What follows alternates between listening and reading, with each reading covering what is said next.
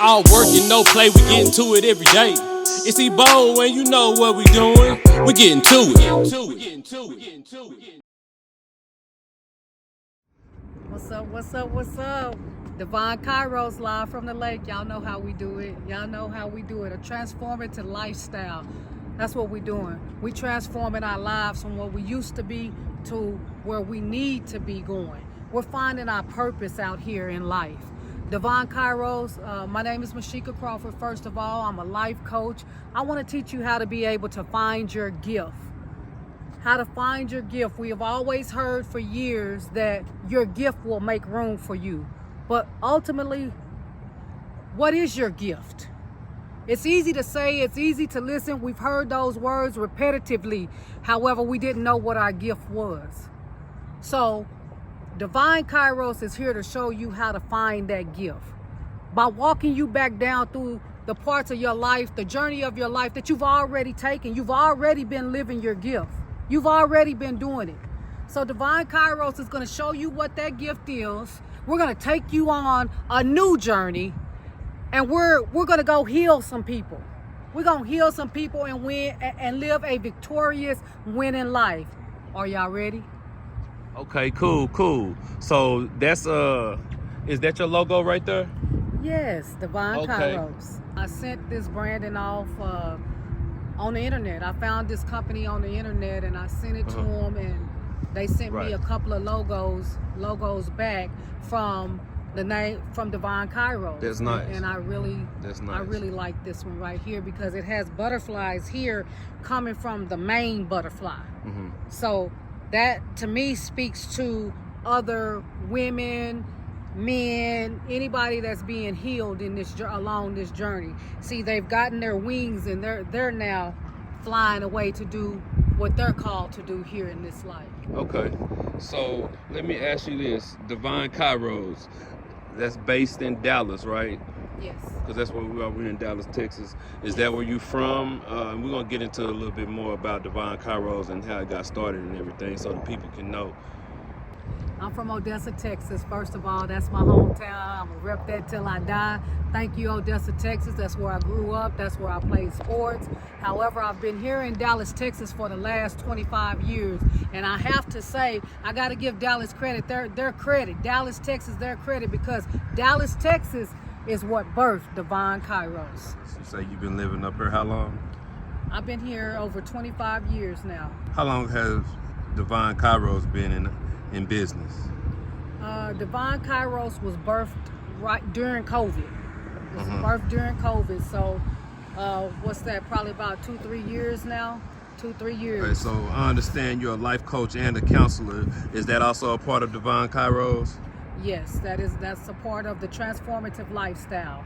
Being able to coach others through the things that I lived through and made it through and were victorious. You want to talk about some of the things that you've been through? I mean, this is your story now. I've been through a lot. I grew up in a single parent home. The early beginning, was very rough. My mother and father were together. They were actually very much in love. They were just toxic for each other because they didn't know what to do with their love. They didn't know how to make their love come together. So they fell into the normalcy of what relationships normally fall into: fighting, the drugs, the alcohol, stabbings, blood, trauma. Whoa. Really? Yes, all of that. So there's some violence in your upbringing? There was some violence in our upbringing. My earliest remembrances, I remember us being, what I remember is stairs. I remember seeing stairs. I remember seeing blood up the stairs. I remember that. It was very chaotic.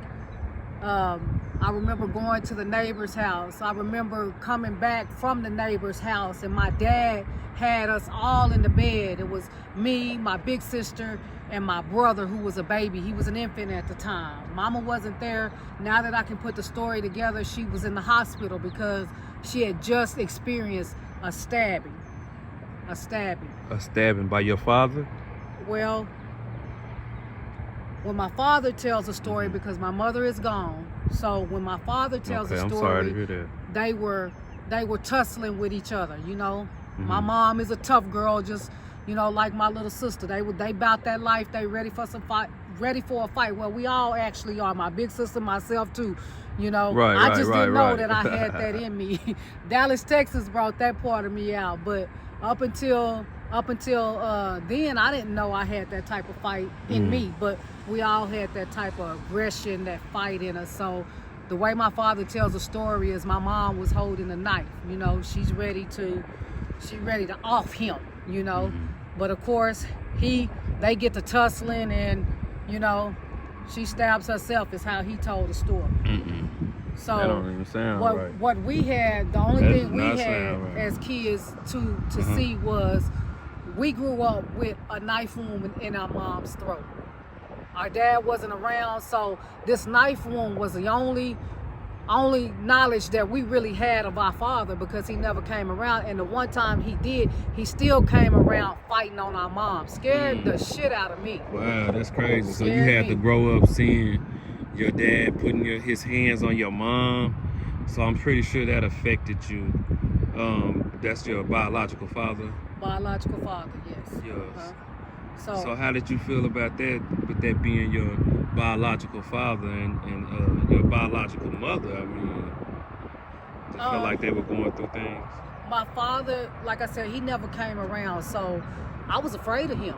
Because remind you, the only thing that I got to know him by is this knife wound in my mama's throat. That's scary, you know. And then our mom, she seemed to be pissed off at us for being his children. You know, I was young, so these are the memories that I have coming up. Okay. So some of the things, what are some of the other things that you went through growing up? Because to become a life coach, I'm pretty sure you take those experiences that you experienced and end up, you know, some of the things you've learned from and whatnot probably helps you to coach other people. What are some of the other things that you've been through?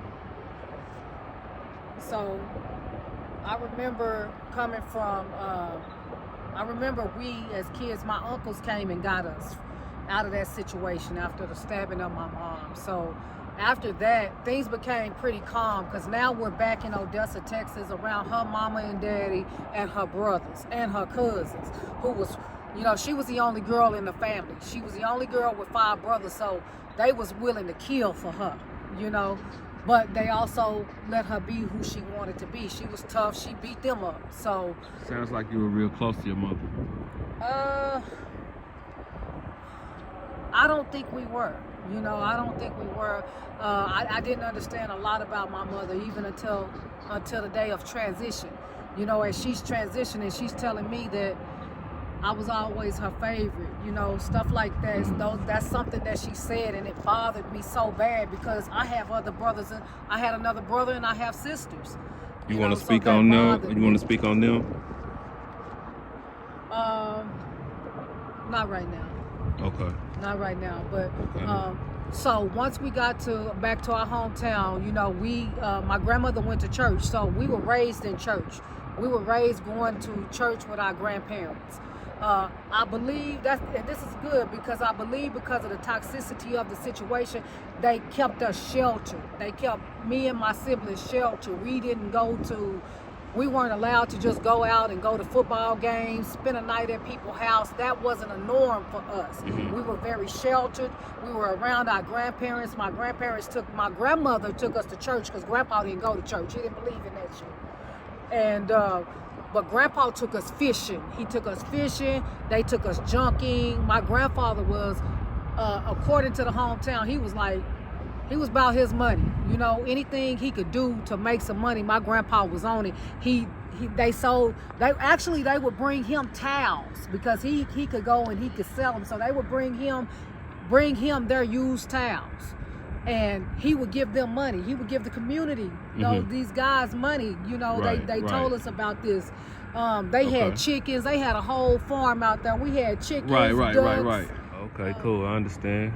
So we grew up going to church, and as we got older, sports became a way of life for me. So once I made it to high school, I made varsity in every sport: volleyball, basketball, track.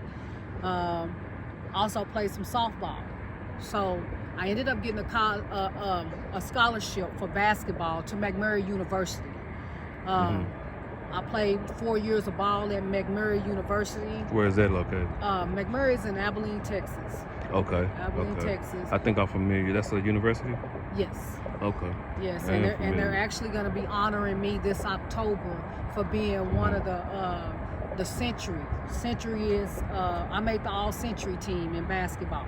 The All-Century team consists of people that had a major impact, had an impact at McMurray that they felt like is phenomenal and just made a exhilarating, I guess, impact on the university. So even though you had a rough upbringing, you are familiar with success and achievements. I mean, you were in sports, you went to college. Sports became the thing that taught me discipline. Right, it taught me how to make it through adversity. You know, because after college, all the lights went out, because from high school to college, I was a superstar. Everybody cheered me on. I could get anything. People loved me. That's all I knew.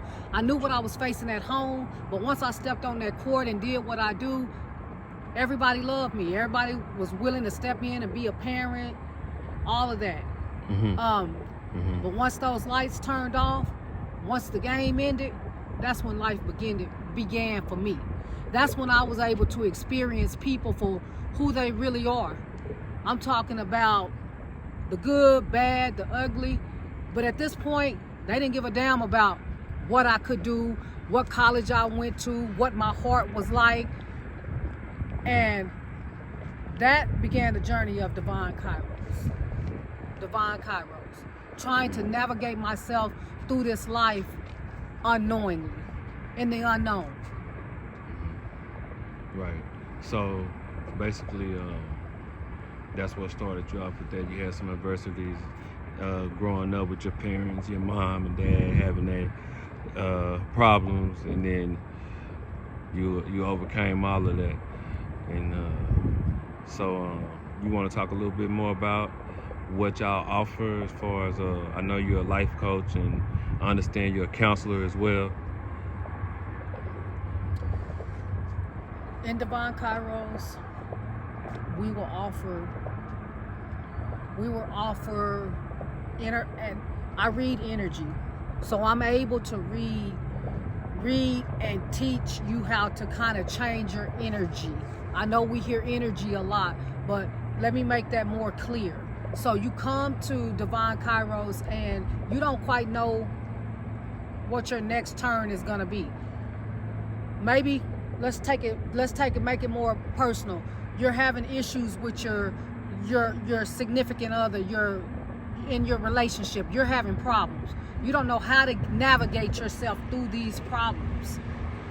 Divine Kairos is able to help you to navigate through those issues, through a thought process, to bring you back to a positive mindset. It teaches you how to deal with the things that you're going through. Okay. I know you were telling me that you teach people how to find their gifts. So is that kind of like what you were just talking about? That's probably a deeper level of Divine Kairos, because in order to, once we get on the journey to finding your gift, we have to walk through some areas. We have to walk through the shadows of your past life. Like I talked about the abuse, the toxicity in my own family. Those are areas that I had to be able to walk through, to push through. I had to learn how to push through that energy and to be free, because these things are no longer happening. But they did all shape me into the person that I am today. So when we go to find your gift, we're gonna go on a journey. So that'll be a in-depth of Divine Kairos. More like of course. Right. I understand.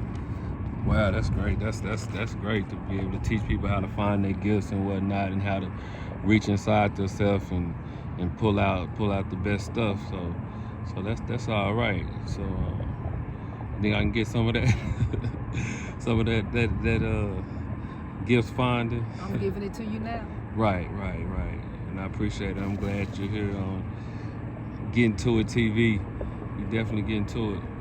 Thank So you. is there a way, do you have, are you on social media or anything like that? I am on the social media platforms. I'm on Facebook. I have Instagram. I have a Twitter. I pretty much have all the platforms. So you can find me and reach me at either Macheica Crawford or Divine Kairos. Divine Kairos. You can hit me in my DMs.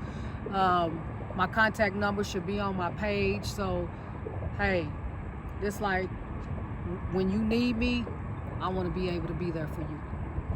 Okay. All right, cool. I like that. So Divine Kairos, y'all, look out for that. And we're gonna post it, and we're gonna definitely be following you and following up with you here in the future as as you begin to grow. Is there any other services that you offer? Any other businesses that you have or plan on having? Future businesses to look out for will be my transportation company, Gaia Transportation. Also creating an organization, a youth sports organization that will have youth sports and communication. Gonna look at launching that launching will be for my children, my legacy. My daughter, she graduated from Paul Quinn University College right here in Dallas, Texas. She's got a retired jersey that hangs in that gym. They retired it before she even graduated from the ground. So we've got what we need to conduct a sports organization. She wants to major in communication though, because she likes the sports commentating. She's like the most amazing little sports commentator that I've ever been around. And of course, it's my daughter. My boys play football. They play football, rugby, baseball, soccer. They've done it all. So this youth sports organization, I plan to include every sport. We're gonna have something for everybody. We're gonna teach men how to be men. We'll have classes for that, and we'll teach young women how to be young women and how to conduct themselves. Because one of my most important thing as a basketball player, I always wanted to hold on to my femininity. Even though I could shoot that rock and put it between my legs, at the end, once I graduated, I still wanted to put on my heels and a dress and still wanted to be a lady. I support that. Is there a fee for the service of the counseling that you do? There will be a fee for the services. All services will start at consultation fees will start at $15.15. The longer the consultation, we could talk about what it could cost then. Okay. But let me say, most importantly, this is a healer's journey. We do take emergencies. If an emergency is happening, we don't got time to talk about that. We got to heal the situation and get on to the next thing. So anything else that you want people to know about what you represent and your brand? I definitely want the young black girls out here to know that you can be successful. And I know not only are you a business owner and an entrepreneur, but you're also a life coach, so you offer that service as well. So Getting To It TV, we definitely showcasing people out here that's getting to it. And is there anything you would say to the young women out here, young black women that's maybe struggling or going through something? You say you've overcame some things that you can be successful. I would tell the ladies, tell the world, be persuaded in your own mind. Know who you are. Because if you don't know who you are, this world is waiting to create a false image of who they want you to be. So always be persuaded in your mind and know who you are. All work and no play, we getting to it every day. It's Evo and you know what we doing. We getting to it.